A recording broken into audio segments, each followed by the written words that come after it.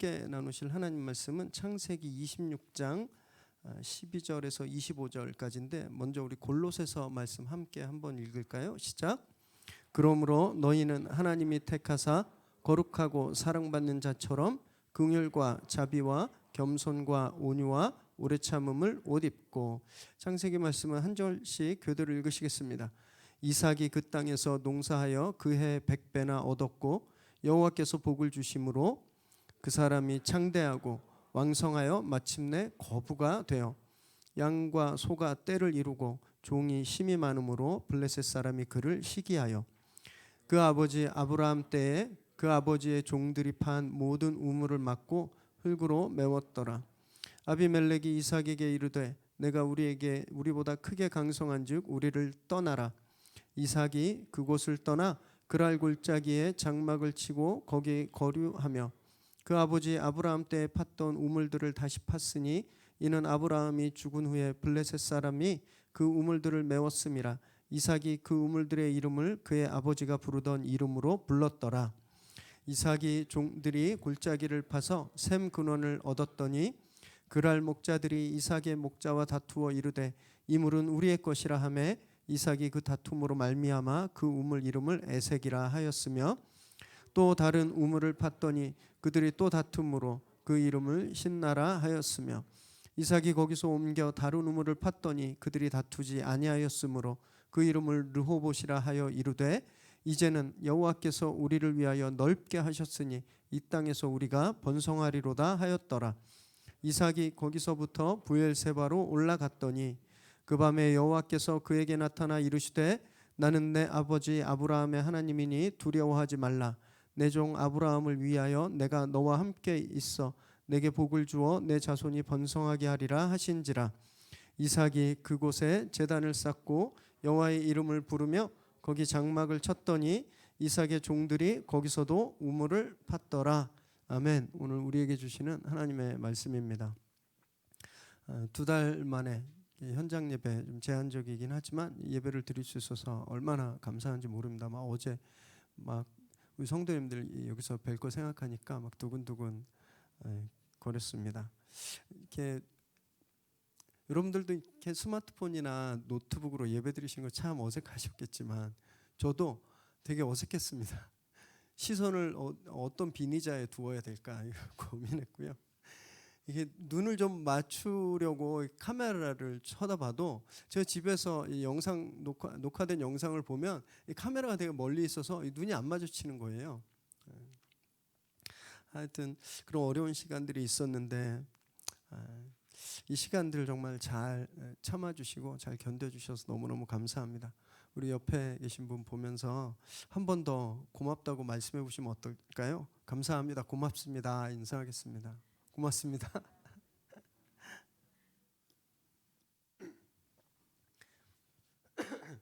참 교회 오실 때 이제 QR 코드 찍는 거 김건희 도네이션 해가지고 제가 만들어놨거든요.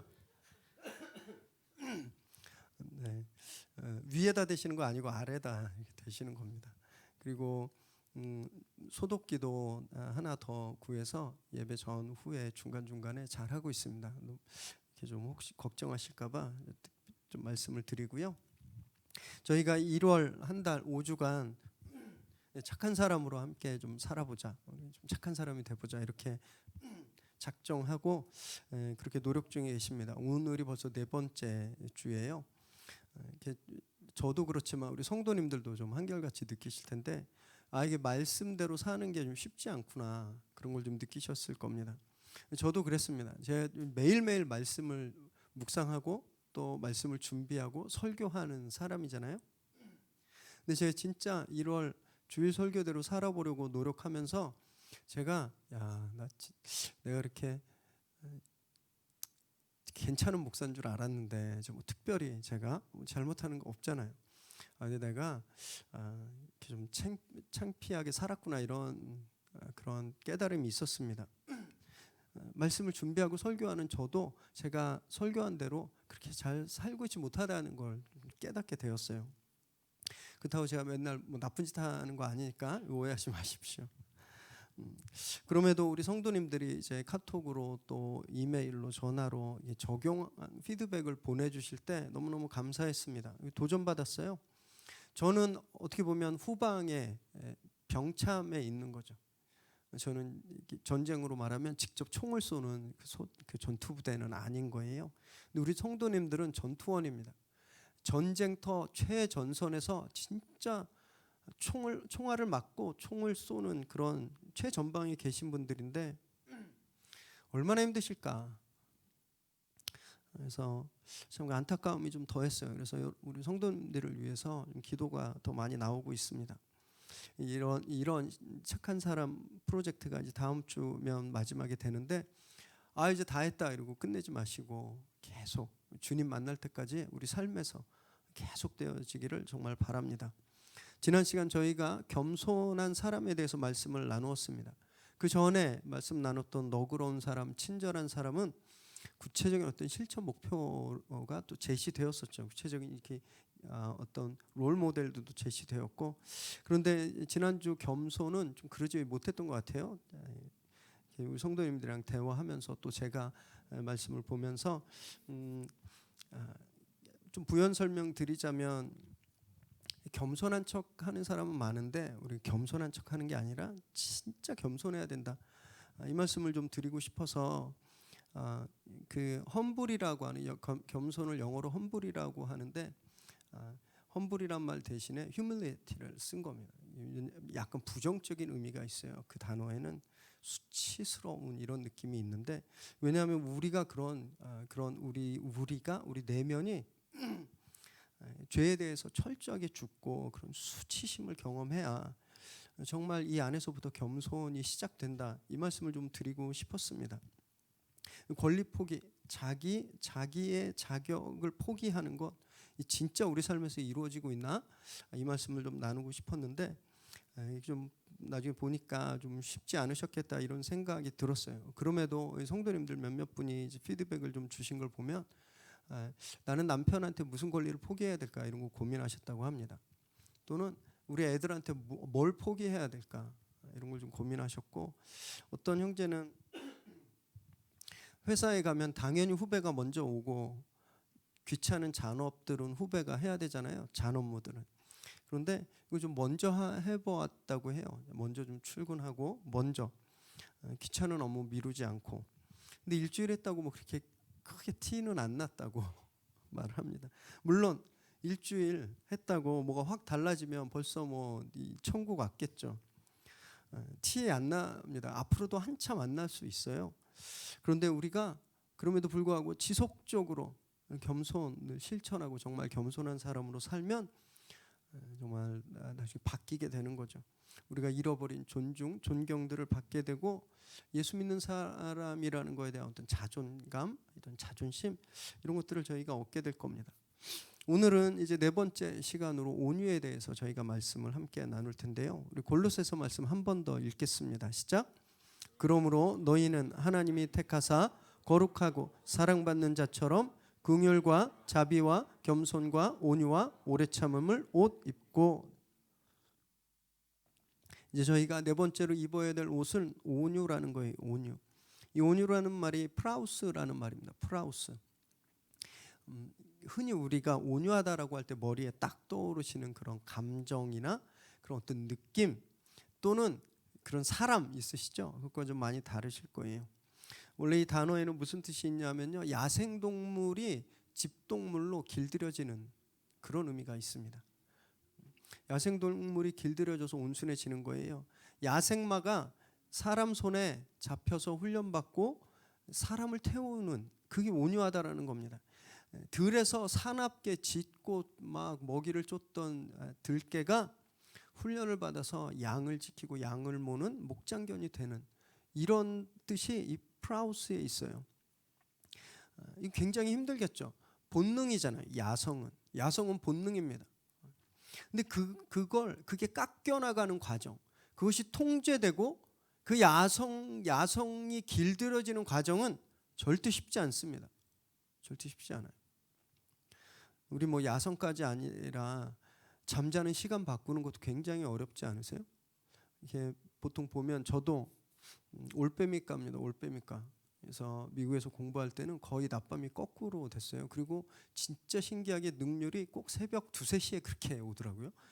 하루 종일 한자도 안 써지다가 그때 그냥 뭔가 성령이 임한 것처럼 막 써지면 좀 꽤 괜찮은 페이퍼가 나오고 그랬는데, 또 어떤 분들은 아침에 일찍 커피 한 잔 마시면서 탁 창가에 아침 햇살이 들어올 때 능률이 나는 분들이 있어요. 우리 그런 거 바꾸기 되게 어렵거든요. 그래서 개척하면서 새벽 예배 하잖아요. 이거 진짜 힘듭니다. 목사님은 워낙 잘하니까 이렇게 생각하지 마세요. 휴가 때 다시 돌아가요. 며칠 쉬면 시간이 돌아갑니다. 그리고 휴가 끝나면 너무 힘들어요. 다시 새벽 스케줄로 맞추려면. 잠버릇, 잠습관도 이렇게 바꾸기 어려운데 본성, 본능, 그냥 유전자에 심겨진 그 본능, 야성이 길들여지는 건 어마어마한 고통입니다. 어마어마한 고통. 그게 온유라는 거예요. 그래서 구약에도 비슷한 뜻이 있는데요. 구약의 온유, 히브리어로 구약에서는 아나우라는 말이 있습니다. 아나우. 여기에는 비천한 괴로움, 이런 뜻이 들어가 있어요. 그러니까 온유함은 뭔가 굉장히 피스풀해 보이고 뭔가 굉장히 제너러스하고 편하고 막 그래 보이지만 사실은 그 뒷단엔 엄청난 고통과 아픔이 있다라는 겁니다. 이게 온유라는 거예요. 그래서 이거를 잘 인지하지 못하면 많이 오해합니다. 그렇게 태어나는 거야, 이렇게 생각하죠. 아들들 둘이 있는데 하나는 말 되게 잘 듣고 하나는 잘 안 들어요. 우리 집 얘기하는 거 아닙니다. 우린 둘 다 되게 잘 들어요.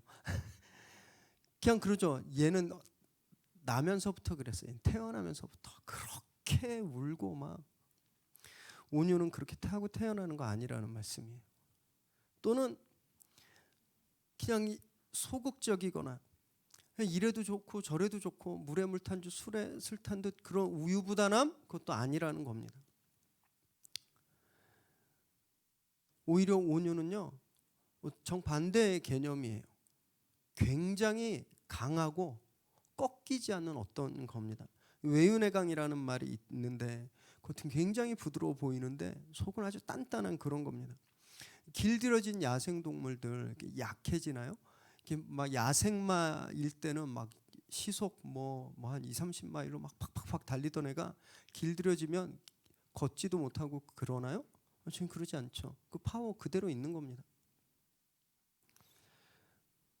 그래서 마틴 로이드 존스 목사님도 산상수훈이라는 설교에서 뭐라고 말씀하셨냐면요, 온유는 선천적인 자질도 아니고 무기력하지도 않다, 이렇게 말씀하셨습니다.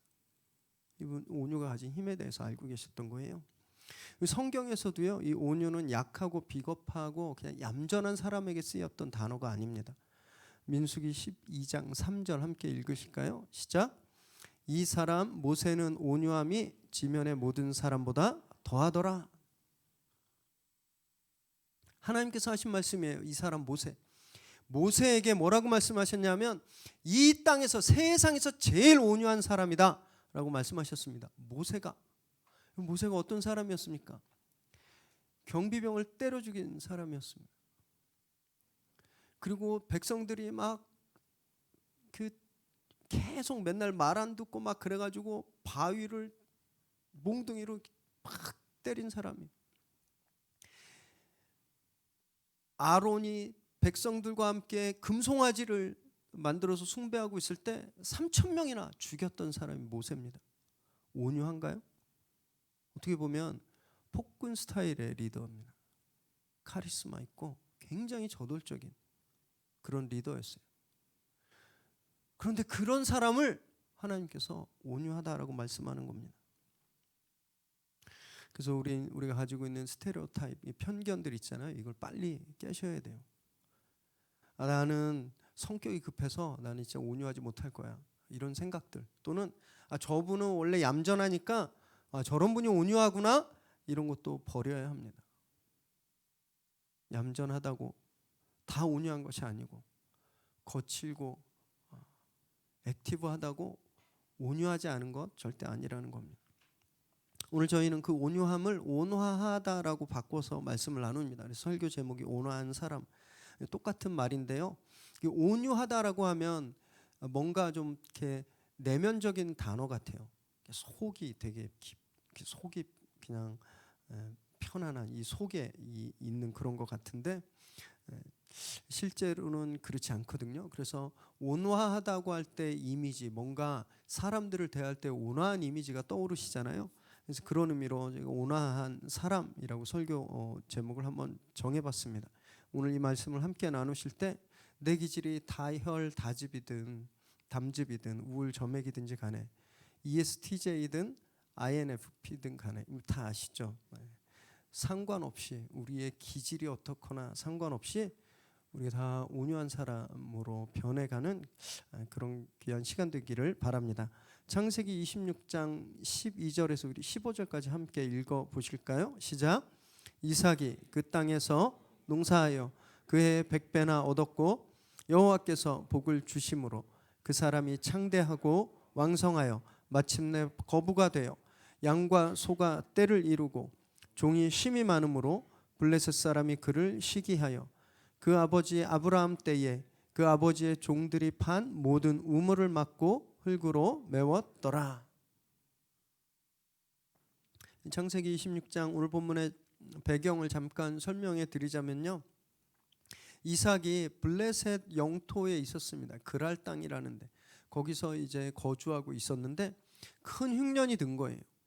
그래서 도저히 뭐 가족을 또 자기 부족을 책임질 수 먹여 살릴 수 없으니까 애굽으로 피난 가려고 했습니다. 그런데 하나님께서 그에게 애굽으로 가지 마라 말씀하셨어요. 그냥 내가 말한 그 땅 가나안 땅에 그대로 있어라. 네가 이 땅에 있으면 너 이 땅을 너와 내 자식들에게 후손에게 주고 내가 축복하겠다 이렇게 말씀하셨습니다. 그래서 이삭이 그 말씀에 그대로 순종합니다. 진짜 애굽으로 가지 않았어요. 그냥 흉년이 엄청난 흉년이 든 그 땅에 그대로 머물렀어요. 그랬더니 정말 믿지 못할 놀라운 축복을 얻게 된 거죠. 100배 수익이 난 겁니다. 100배 수익. 보통 당시에 풍작이라고 하면 30배 정도래요. 30배. 이 100배는 사람이 낼 수 없는 그런 수익인 거예요. 가축도 늘었고 종들도 엄청 많아졌습니다. 여기서 종들이라고 할 때 그냥 우리나라 조선시대에 이렇게 마당 쓰는 마당새 정도로 생각하시면 안 됩니다. 전투가 가능했던 그런 전투력이 있는 그런 종이라고 생각하셔야 돼요. 그렇게 이삭이 블레셋 땅에서 거부가 된 거예요. 재산이 늘고 사람도 많아지니까 그 살고 있었던 블레셋 사람들이 불편해졌습니다. 시기하기 시작해요. 결국은 아브라함 때 파놓은 우물을 흙으로 다 메꿔버렸습니다. 흙으로. 요즘은 수도관이 다 어디나 다 이어져 있고 그렇죠? 수도가 없으면 생수 사서 먹으면 되고 어떤 지리 선생님인가 누가 그러셨는데 우리나라가 받은 축복 중에 가장 큰 축복은 물이랍니다. 물. 이런 물이 없대요. 이렇게 커피 내리는 에스프레소 머신들 혹시 사보신 분 있을지 모르겠지만 그럼 뭐가 오냐면 수질 테스트하는 그 종이 같은 게 옵니다. 그래서 그 수돗물을 이렇게 받아놓고 거기에 나오는 수치에 따라서 필터를 장착하게 돼 있거든요. 그런데 아예 한국으로 오는 기계들은 한국은 필요 없습니다. 이런 문구가 써 있어요. 왜냐하면 물이 그만큼 좋기 때문에. 이 얼마나 큰 축복인지 잘 모르실 거예요. 시카고도 굉장히 괜찮은 도시였는데 겨울에 건조하니까 가습기를 틀잖아요. 그럼 벽이 금방 허해집니다. 석회가루가 다 늘어붙어요 벽에. 그 나중에 굳으면 딱딱해집니다. 그런 게 다 코로 들어가고 폐로 들어간다고 생각해 보세요. 그래서 우울증 환자들이 그렇게 많대요. 몸에 석회질이 쌓이고 담속 환자들과. 어쨌든 우리는 이렇게 물이 풍부하고 물이 좋은 물과 함께 있어서 이 얼마나 고마운 일인지 잘 모르는데, 당시 이 팔레스타인은 정말 달랐죠. 우물을 한 번 파는 것, 물이 많지 않은 곳이었기 때문에 우물을 계속 시도해서 그러다 어쩌다 얻어 걸렸을 때 우물이 나오는 거예요. 그래서 한 세대에 하나 파는 것도 쉽지 않았습니다. 일단 물을 하나 퍼올리면요, 그 물을 중심으로 정착하죠. 그리고 그 물을 보호합니다. 이 물을 뺏기면 살 수가 없기 때문에, 그래서 촌을 이루면서 뚜껑을 닫고 그 물들을 보호해요. 그런 상황에서 우물을 막아버리고 흙으로 덮는 거 전쟁하자는 겁니다. 전쟁. 둘 중에 하나 죽자, 이렇게 싸움을 거는 거예요. 그리고 이 우물은 아브라함 때부터 계속 소유하고 있었던 우물인데 블레셋이 이걸 빼앗아 가기로 작정한 거예요. 오늘 이렇게 흙으로 우물을 메꾼 블레셋을 보면 꼭 세상과 너무 똑같죠. 세상은요, 남들이 잘 되는 걸 정말 그냥 두고 보질 못합니다. 두고 보질 못해요. 같이 입사 동기인데 나보다 먼저 승진하면 겉으로는 축하해, 정말 축하해, 잘 됐다, 이렇게 이야기하지만 속은 굉장히 쓰리죠. 그러다 뭐 꼬투리 하나 잡히면 블레셋이 막 흙으로 우물을 덮듯이 우리도 막 흙을 막 뿌려댑니다. 제가 3년 전부터 가까운 체육관에서 일주일에 한 이틀 3일 운동을 하고 있거든요. 이렇게 전문가들이 그걸 쇠질이라고 말합니다. 쇠덩이 드는 거, 웨이트 하는 거. 제가 말하는 게 아니라 그런 용어가 있어요. 이 자세도 모르고 잘못하면 다치잖아요. 그래서 어떻게 하면 좀 잘할 수 있을까? 어디서 그런 정보를 얻죠? 유튜브를 딱 봤더니 이미 많은 구독자를 가진 그런 PT 선생들이 있더라고요. 그 중에 크로스핏 강사 한 명이 있었는데 너무 재밌게 쉽게 아주 쏙쏙 들어오게 가르쳐 주는 거예요. 그분이 하는 대로 진짜 따라해 봤더니 몸이 너무 편했습니다. 그분 구독자가 20만이 넘었었어요. 굉장히 영향력 있는 분이었죠. 근데 이분이 한번 방송에서 그냥 심각하지 않게 게스트하고 대화하다가 자기가 뭐 몇 년 전에 3대 500을 쳤다, 이런 얘기를 이제 하게 됐어요. 혹시 이렇게 무슨 말인지 모르시죠? 3대 500이란 뭐냐면 3대 운동이 있습니다. 데드리프트, 스쿼트, 그리고 벤치프레스. 이 3대 운동의 그 가장 내가 들 수 있는 최고의 무게를 다 합쳐서 500kg. 이게 3대 500이에요. 좀 되게 웃기긴 한데 그러다 뼈나간 사람 되게 많은데 그렇게 그걸 노력해요. 이렇게 자기가 이렇게 했다고 얘기를 했는데 그분 체형이 저하고 비슷했어요. 좀 호리호리하신 분.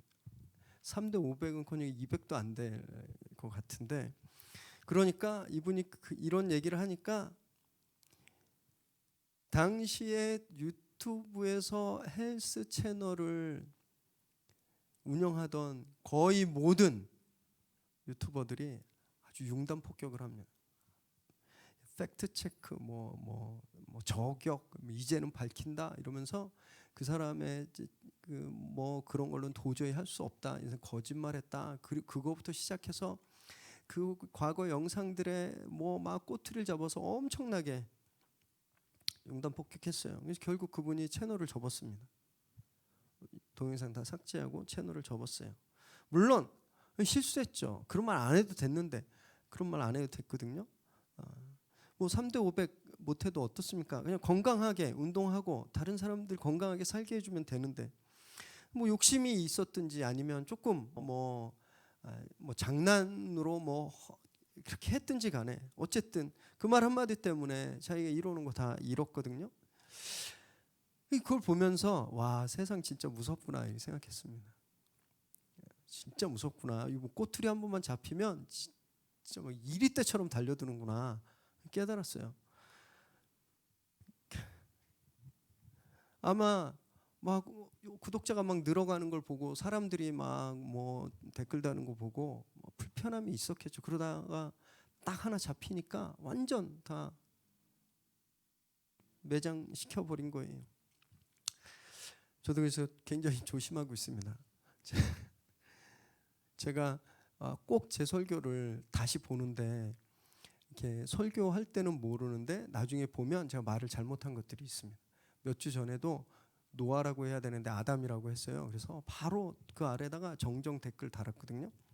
물론 아직 구독자가 미천해서 뭐 누가 제가 잘못 말한다고 뭐 이렇게 저를 뭐 저격하진 않으시지만 그래도 진짜 정말 요만큼도 이렇게 헛점을 잡히면 안 되겠구나 그런 마음이 있어요. 그냥 우리가 사는 세상 그런 거예요.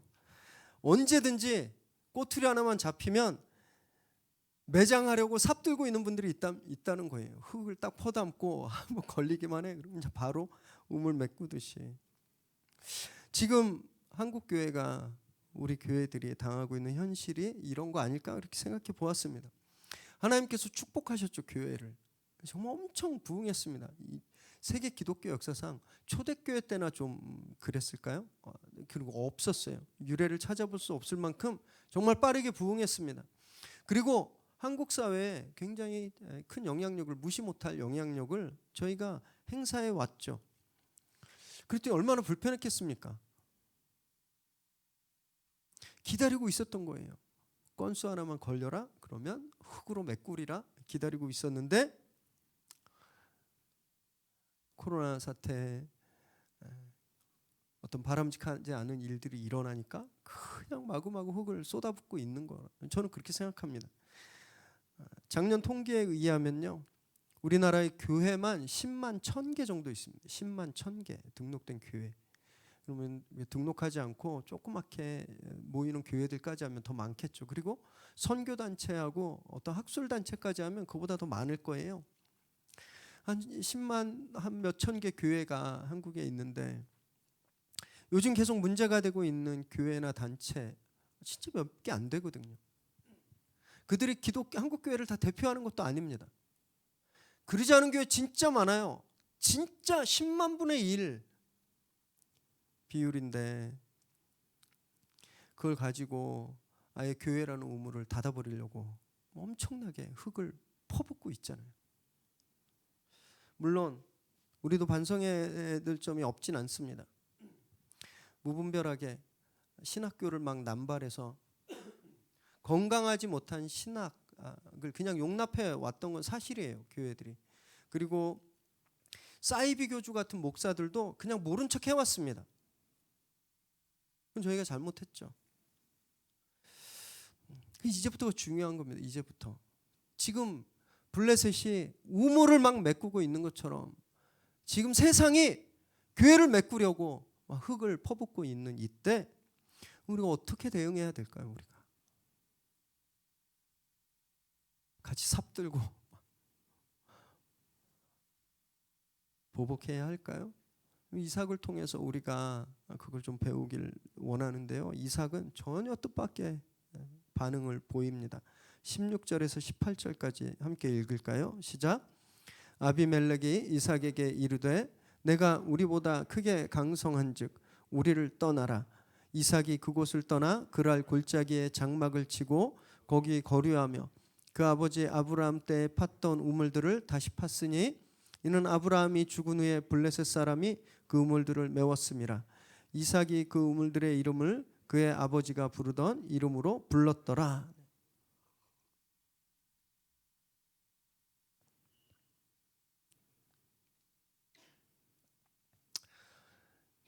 우물만 메꾼 게 아니라 블레셋 왕이 와서 추방령까지 내립니다. 너 이 땅에 있지 말고 떠나라. 이삭이 두말 않고 거기를 떠납니다. 반항하지도 않아요. 대항하지도 않고 그냥 바로 거기를 떠나죠. 그래서 골짜기로 옮겼습니다. 골짜기로. 그리고 그곳에서 예전에 아버지가 팠다가 다시 덮인 그 우물을 다시 팠습니다. 그럼 그가 힘이 없어서 쫓겨갔을까요? 아니죠. 14절에 종이 많았다고 되어 있잖아요. 이 종은 전투병력, 전투가 가능한 사람들이었습니다. 충분히 대항하고 싸울 수 있었어요. 블레셋 사람들이 우물을 메꿀 때 충분히 그들 쫓아버릴 수 있는 병력이 있었습니다. 그리고 거부가 됐다 그랬잖아요. 돈이 많다고, 성경에 웬만큼 안 많으면 이렇게 많다고 얘기도 안 할 텐데 진짜 많았을 거거든요. 그러면 용병도 살 수 있었습니다. 군대도 살 수 있었어요. 근데 그거 그렇게 하지 않았다는 거예요. 그런 전쟁을 택하는 대신 그것을 떠났습니다. 분쟁을 피한 거예요. 비겁해서도 아니에요. 힘이 없어서도 아닙니다. 그 진짜 강했기 때문에 이럴 수 있었던 거예요. 정말 강했기 때문에. 여러분, 힘이 없어서 못 쓰는 건 어쩔 수 없지만 힘이 있는데도 안 쓰는 거는요, 이거 엄청난 노력이, 엄청난 힘이 필요한 거거든요. 정말 강한 힘이 있어야 내가 가지고 있는 힘을 통제할 수 있는 겁니다. 그래서 온화한 사람은 약한 사람이 절대 아니에요. 자기가 가진 힘에 지배당하는 그런 약한 사람이 아니라 자기가 가진 힘을 지배할 수 있는 사람, 그렇게 강한 사람이 바로 온화한 사람인 겁니다. 이삭이 이렇게 자기 힘을 통제할 수 있었던 이유는 말씀 때문이었습니다. 말씀. 하나님께서 이 땅을 주신다고 약속하셨어요. 자기 후손들 대대로 축복하신다고 말씀하셨어요. 그 말씀을 믿어버린 겁니다. 그래? 근데 그럼 다른 데 옮겨도 그 땅도 내 거겠네. 어차피 내가 다른 데 가도 하나님 이 땅 다 주신다 그랬으니까 이 땅은 내 거야 라는 믿음이 있었습니다. 그래서 그가 분쟁이 일어났던 곳을 떠날 수 있었던 겁니다. 우리를 보면 우리가 남들이 우리를 공격할 때 막 부르르 떨고 막 감정적으로 혈기로 반응하는 그 이유는요, 성격 탓이 아니에요. 내 성격이 원래 불같아서 그러는 거 절대 아닙니다. 또는 이 상황이 부당하고 공정하지 못해서 상식에 어긋나서 윤리적으로 이건 잘못돼서 우리가 윤리 때문에 부르르 떨고 대항하는 거 절대 아닙니다. 그렇게 합리화는 해요. 누가 봐도 이건 잘못된 거지, 내가 화내는 게 당연하지, 이렇게 합리화하거든요. 근데 죄송하지만 그것 때문에도 아니에요. 그럼 우리가 부당한 상황에서 부르르 떨고 감정적으로 혈기 반응하는 이유는요, 말씀이 없어서입니다. 말씀. 내가 너를 사랑한다, 내가 너를 지킨다, 너는 내 것이다, 하나님 말씀을 주셨는데 그 말씀이 여기 없으니까 혈압이 오르면 혈압대로 반응하는 거예요. 이삭은 그 말씀이 여기 있었습니다. 하나님이 자기에게 준 약속, 그 말씀이 여기 있었어요. 그가 감정으로 반응하지 않을 수 있었던 거예요. 요즘 줌이나 유튜브로 교회 관련 세미나나 토론회가 되게 많습니다. 그래서 저도 좀 많이 배우고 싶고, 또 옛날 같으면 무슨 좋은 세미나가 있으면 직접 가야 되는데 시간도 너무 많이 걸리고 또 현실적으로 좀 어려워서 많이 못 갔던 그런 세미나가 온라인상에서 이루어지니까 너무 좋은 거예요. 너무 방구석 1열에서 바로 그 강사님들 딱 보면서 좋은 강의 들을 수 있는, 실시간 중계는 옆에 실시간 채팅창이 뜨잖아요. 어떤 진보적인 목사님이나 신학자가 의견을 말하면 이 채창에 보수적인 분들이 막 정말 읽을 수 없을 정도의 막 욕설과 저주를 막 쏟아내요. 저건 사탄이다 막 이러고, 뭐 목사도 아니다 막 이러고.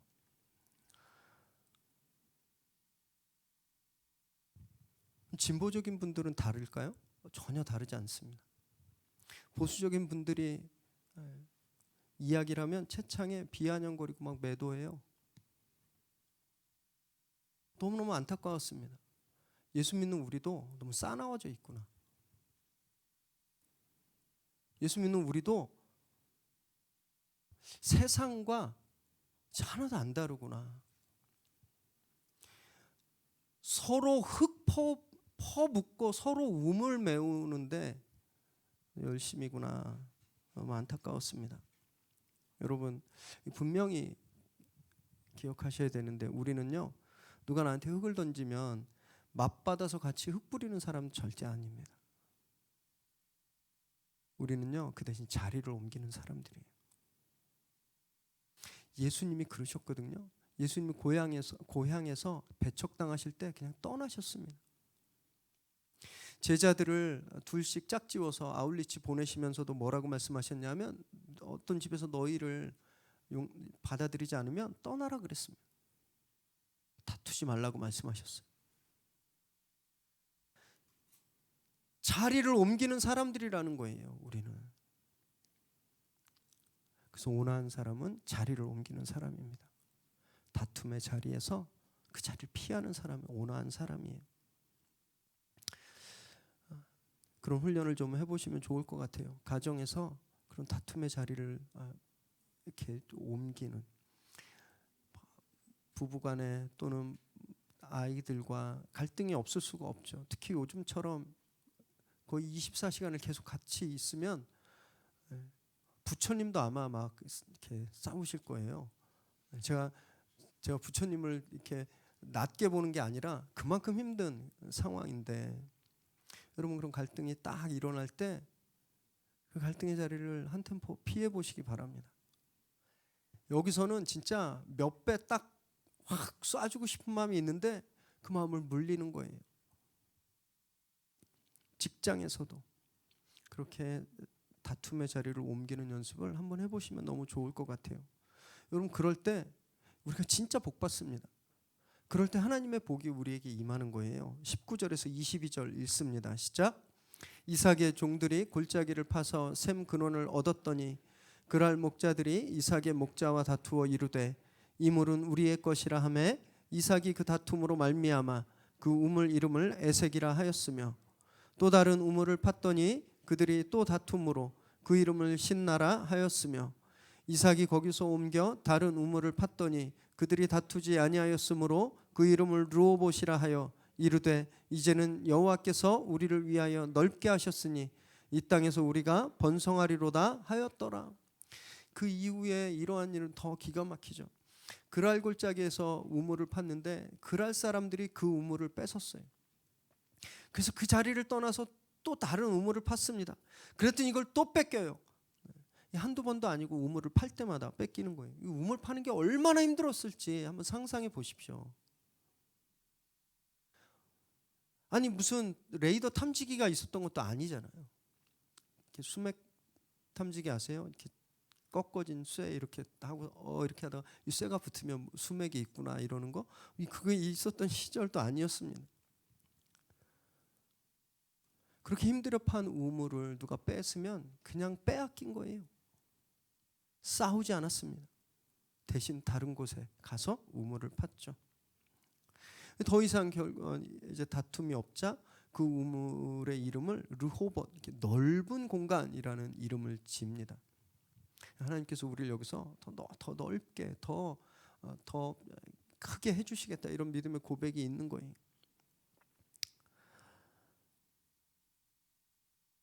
쫓겨가는 사람이었습니다. 세상의 눈으로 보면 겁쟁이에요. 한 번도 자기 권리를 주장하지 않았습니다. 남들이 뺐으면 뺏기고 쫓겨가는 사람이었는데, 여러분 놀랍게 그가 계속 우물을 파내고 있었다는, 우물을 계속 파고 있었다는 거예요. 다른 집안은 한 세대에 하나 파기도 힘든 우물을 지금 이삭은요 가는 데마다 파 올렸습니다. 아마 기네스 맞나요?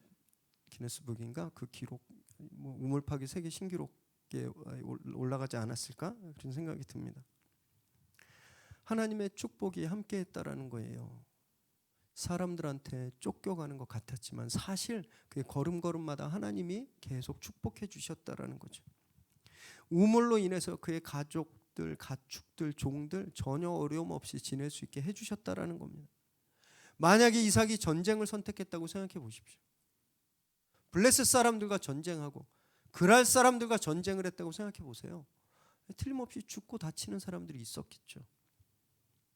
근데 그렇게 하지 않으니까 하나님께서 계속 축복해 주시는 겁니다. 그럼 하나님은요 이런 온화한 사람에게 반드시 축복해 주십니다. 주님도 이렇게 말씀하셨어요. 팔복에서 마태복음 5장 5절 읽습니다. 시작. 온유한 자는 복이 있나니 그들이 땅을 기업으로 받을 것이며, 온유한 자가 땅을 얻는다 말했습니다. 온유하면 하나님께서 땅을 주신다 말씀하신 거예요. 이삭이 정말 그랬죠. 가는 곳마다 우물을 퍼올리고 거기를 사람이 살 수 있는 땅으로 얻었잖아요.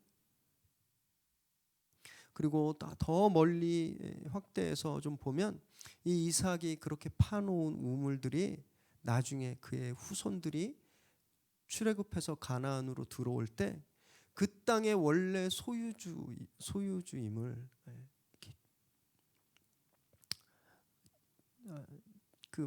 이렇게 드러낼 수 있는, 그것을 요구할 수 있는 그런 증표가 되었다고도 할 수 있는 겁니다.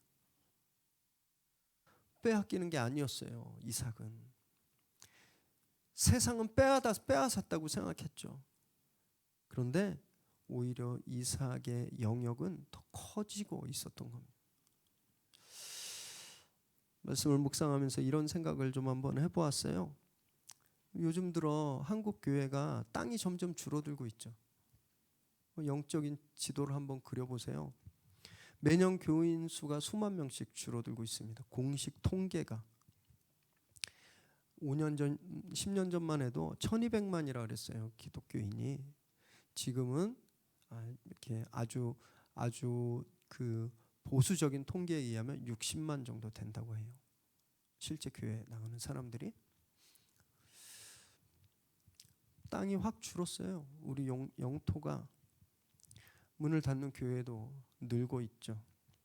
그럼 왜 우리 땅이 이렇게 줄고 있을까요? 사람들은 여기에 대해서 제가 지난주에 참석한 어떤 세미나, 탈교회 시대, 전망 이런 거였는데 여러 분야에 계신 분들이 오셔서 막 얘기를 해요. 사회학적으로 이렇게 포스트 모더니즘의 영향으로 권위가 해체되고 전통 질서에 대한 어떤 반대가 젊은 세대들 속에 있고 막 이렇게 그럴듯했어요. 막 받아 적었습니다. 멋있는 말들 나와서.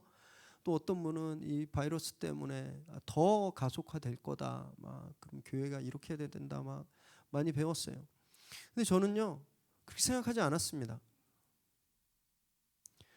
우리 땅이 이렇게 줄어드는 건 사회적인 이유도 정치적인 이유도 문화적인 이유도 방역적인 이유도 아니라는 거예요. 성경에 보니까 우리가 온화하지 못해서라는 겁니다. 온화하면 땅을 얻는데 땅을 빼앗기는 건, 땅이 줄어드는 건 온화하지 않는 거잖아요. 너무 싸나우니까. 달라고 하면 주고 뺏으려 하면 뺏지 말고 피해야 되는데 우리 것을 지키려고 우리도 싸납게 거칠게 싸우니까 결국 크게 보면 이 교회의 영토가, 교회의 땅이 점점 줄어드는 거 아닌가? 이런 반성을 한번 해보았습니다. 여러분, 이런 사나운 모습, 거친 모습은요 주님께서 우리에게 원하시는 모습이 아니거든요. 예수님이 이렇게 말씀하셨어요. 마태복음 5장 38절에서 42절 읽습니다. 시작. 또 눈은 눈으로 이는 이로 갚으라 하였다는 것을 너희가 들었으나 나는 너희에게 이르노니 악한 자를 대적하지 말라. 누구든지 내 오른편 뺨을 치거든 왼편도 돌려대며 또 너를 고발하여 속옷을 가지고자 하는 자에게 겉옷까지도 가지게 하며 또 누구든지 너로 억지로 오리를 가게 하거든 그 사람과 심리를 동행하고 내게 구하는 자에게 주며 내게 꾸고자 하는 자에게 거절하지 말라. 주님은요 이삭은 그냥 피했잖아요. 근데 그 정도가 아니라 오히려 더 주라고 말씀하시는 거예요. 이런 거죠. 이삭이 우물을 팠는데 그걸 달라 그러면 하나 더 파서 주라는 거예요. 주님이 우리에게 원하시는 삶의 모습이 이거라는 겁니다. 그런데 우리가 그렇게 못 사니까, 우리가 빼앗기지 않으려고 하니까, 손해보지 않으려고 하니까 하나님 축복을 안 주시는 거죠. 그러니까 계속 우리가 받는 땅이 줄어드는 거죠. 1년간 코로나 때문에 진짜 쌓인 스트레스로 너무너무 많이 예민해져 있어요. 누구나 다 그렇습니다. 다. 막 억울함도 막 계속 쌓여 있죠. 그래서 우리 임전무태 정신으로 무장해 있습니다. 건수만 있으면 바로 즉시 싸울 준비가 다 돼 있어요. 그래서 짜증도 되게 많이 나고 나도 모르게 거친 말들 막 튀어나오잖아요. 집에서 그래 보신 적 없으세요? 여러분 이럴 때 진짜 말씀 붙들고 몸부림쳐야 됩니다. 우리가 더 자꾸만 그런 상한 감정, 우리의 억울함과 짜증 여기에 우리가 집중하면요, 그냥 감정이 시키는 대로 우리가 따라갈 수밖에 없어요. 그런데 말씀에 집중할 때 말씀이 시키는 대로 따라갈 수 있는 겁니다. 하나님 다 아세요. 우리가 얼마나 힘든지, 우리가 얼마나 속상한지 누구보다 더 잘 아십니다. 그럼 하나님을 믿으셔야 돼요. 그래서 하나님께서 이삭에게 이런 위로를 주고 계시는 거예요. 23절에서 25절까지 읽습니다. 시작. 이삭이 거기서부터 브엘세바로 올라갔더니 그 밤에 여호와께서 그에게 나타나 이르시되 나는 내 아버지 아브라함의 하나님이니 두려워 말라. 내 종 아브라함을 위하여 내가 너와 함께 있어 내게 복을 주어 내 자손이 번성하게 하리라 하신지라. 이삭이 그곳에 제단을 쌓고 여호와의 이름을 부르며 거기 장막을 쳤더니 이삭의 종들이 거기서도 우물을 팠더라. 이삭이 브엘세바로 옮겨갔죠.